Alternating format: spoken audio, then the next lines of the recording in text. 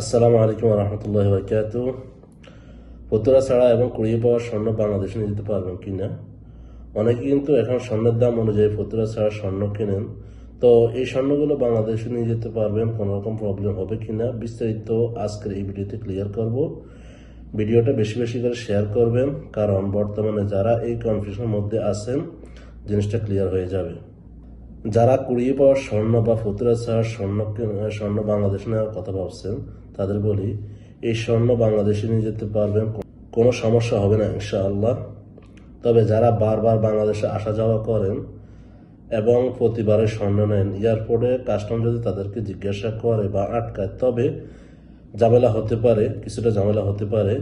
কিন্তু যারা 2 বছরে একবার বা 3 বছরে একবার বা বছরে একবার এরকম করে দেশে যান, তাদের জন্য কোনো সমস্যা হবে না ইনশাআল্লাহ।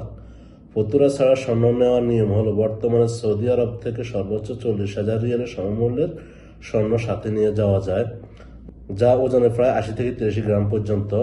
তাই এই সীমার মধ্যে গহনা বা বানানো স্বর্ণ ফতুয়া ছাড়া নিরাপদে নিয়ে যেতে পারবেন। তবে মনে রাখবেন, বিস্কুট বা গোল্ড বার এই ক্ষেত্রে ফতুয়া অবশ্যই লাগবে। ফতুয়া না থাকলে বিস্কুট নিয়ে ঝামেলা পড়তে পারেন। আর একটি জরুরি টিপস, দোকানের বাইরে অপরিচিত বা পরিচিত কারো কাছ থেকে হুট করে স্বর্ণ কিনবেন না।